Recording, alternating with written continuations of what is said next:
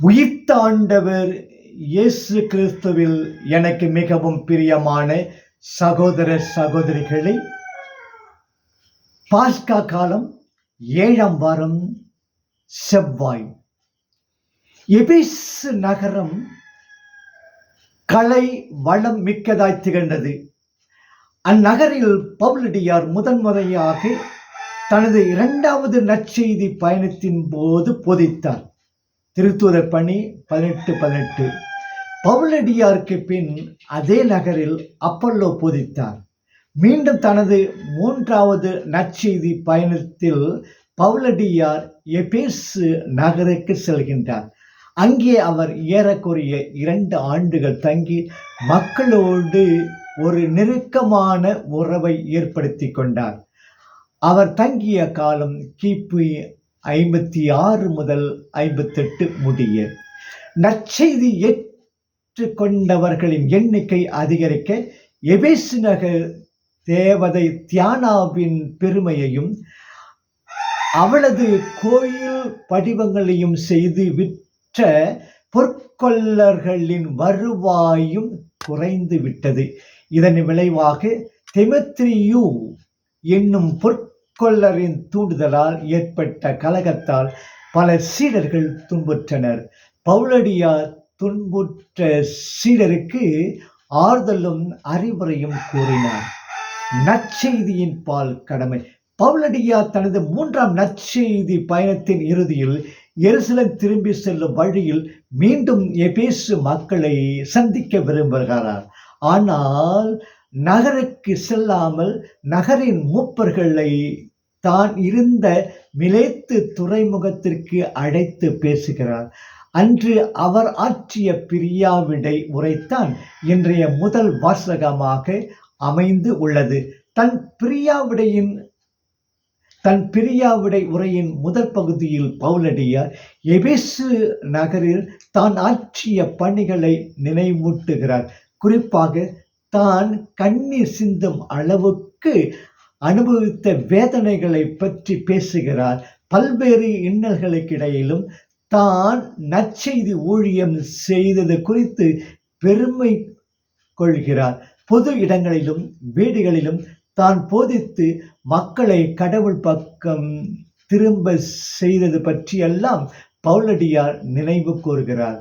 தன் பிரியாவிடை செய்தியாக பவுலடியார் எபேசு நகர் மூப்பர்களிடமும் நற்செய்திக்கேற்ப தான் ஆற்றிய பணிகளை குறிப்பிட்டு சொல்வானேன், தன் துன்பங்களை பற்றி நினைவூட்டுவதேன், அதே நற்செய்தியை காக்கவும் அறிவிக்கவும் கடவுள் பால் மக்களை மனந்திரும்பவும் அந்த மூப்பர்களுக்குள்ள கடமையை வலியுறுத்தவுமே தன் பணி பற்றி பேசினார். அந்த மூப்பர்களுக்குள்ள கடமையை வலியுறுத்தவுமே தன் பணி பற்றி பேசினார். அந்த மூப்பர்களுக்கு மட்டுமல்ல, நமக்கும் பவுலடியாரின் பிரியாவிடை செய்தி பொருந்தும் என்பதை உணர்கின்றேனா? மக்கள் பால் கடமை. பவுலடியார் எருசலேமில் தனக்கு நேரிட இருக்கும் துன்பங்களை பற்றிய உணர்வுகளையும் மூப்பர்களோடு பகிர்ந்து கொள்கிறார். பவுலடியார் இத்துன்பங்கள் மக்களிடையே நற்செய்தி பரவுவதற்காக ஆண்டவரை அருளும் கருவிகள் என்று அவருக்கு ஒரு உள்ளுணர்வு இருந்தது.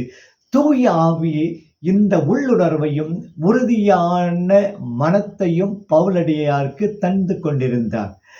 பவுலடியார் தான் போதித்த நம்பிக்கையில் உருவாக்கிய மக்கள் பால் கொண்டிருந்த ஆழ்ந்த உறவு நம்மை வியக்க வைக்கின்றது. தனது பிரியாவிடை செய்தியிலே, இனிமேல் அந்தோ உங்களுள் ஒருவனும் என் முகத்தை பார்க்க போவதில்லை என்று எனக்கு தெரியும் என்று மனவேதனையுடன் கூறுகிறார்.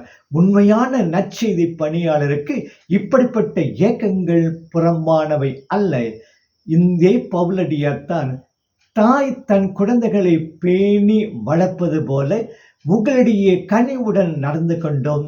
உங்கள் மீது இத்தகைய ஏக்கம் உள்ளவர்களாய் உங்களுக்கு கடவுளுடைய நற்செய்தியை மட்டுமன்று எங்களை முழுவதுமே கையளிக்க ஆவலாய் இருந்தோம் என்று எழுதியுள்ளார். 1 தெசலோனியர் 2:6.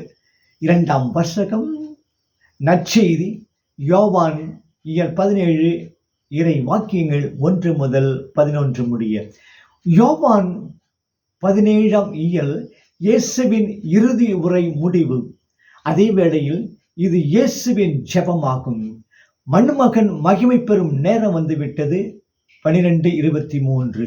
எனவே இயேசு தமக்காக, தம் சீடருக்காக, அவருடைய வார்த்தையை நம்புகிறவர்களுக்காக மன்றாடுகிறார்.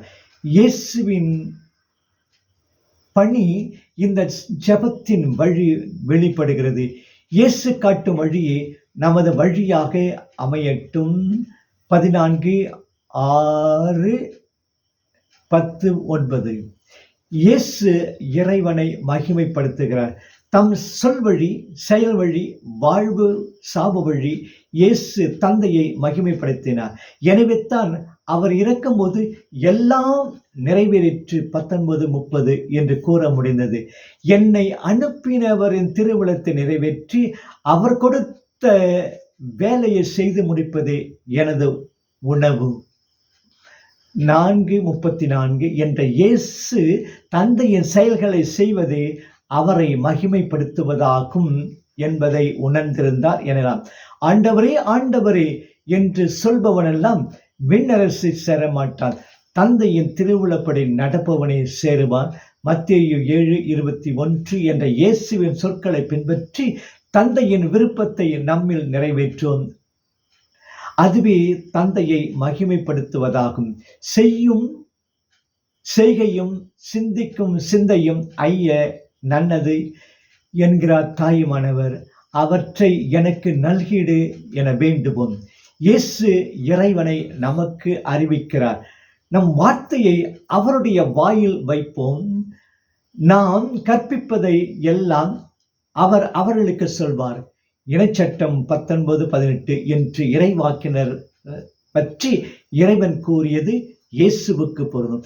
நீ கடவுளிடமிருந்தே வந்த போதகர் யோவான் 3:2 என்று இயேசுவை பார்க்கும் நிகதேமு கூறியது எவ்வளவு உண்மை. நாம் தான் தந்தையிடமிருந்து பெற்றதை தம் சீடர்களுக்கு கற்றுத்தருகிறார். இயேசு 17:8. உண்மை ஆசானாகிய இயேசுவிடமிருந்து கற்றுக்கொள்கிறோமா? அவரது மதிப்பீடுகள், அவரது வாழ்வே நமக்கு பாடமாய் அமைகிறதா? அல்லது போலி போதகங்கள், உலக மதிப்பீடுகள் முதலியவற்றுக்கு நாம் அடிமையாகிவிட்டோமா? இயேசு கடவுளின் பெயரை வெளிப்படுத்துவது என்பது அவரது அன்பை அறிவிப்பதாகும். 17:26. அன்பை போதித்தார், அன்பிலே வாழ்ந்தார். அதுவே இயேசு கற்று தந்த பாடம். இவ்வன்பு பாடம் நம் வாழ்வை நடத்துகிறதா? நம்முடைய வாழ்வை நடத்துகிறதா? இயேசு இறைவனிடம் மன்றாடுகிறார். இயேசு பேதுருவுக்காக மன்றாடினார். உம் நம்பிக்கை தவறாதபடி உனக்காக மன்றாடினேன். லூக்கா 22:32. தன் சீடர்களுக்காக மன்றாடினார். யோவான் 17:9. அவர்கள் இவ்வுலகிலிருந்து எடுக்கப்பட வேண்டுமென்றல்ல, மாறாக இவ்வுலகில் வரும் துன்பத் துயரங்களை அவர்கள் ஏற்றுக்கொள்வதற்காக. 17:15. அவர்கள் ஒற்றுமையாய் வாழ, அவர்கள் புனிதப்படுத்தப்பட மன்றாடினார். 17:11, 17:21. நமது ஜெபங்கள் நம்மையே, நமது தேவைகளையே சுற்றி அமைகின்றனவா? அல்லது உலகின் தேவைகள் நம் ஜெபங்களில் இடம்பெறுகின்றனவா? எல்லாரும் என்புற்றிருக்க நினைப்பதுவே அல்லாமல் வேறொன்றறியேன் பராபரமே என்கிறார் தாயுமானவர். அதை போல் வேண்டுவோம். ஆண்டவரின் அருள் பெற்று நல்வாழ்க்கை வாழ்வோம். ஆமென்.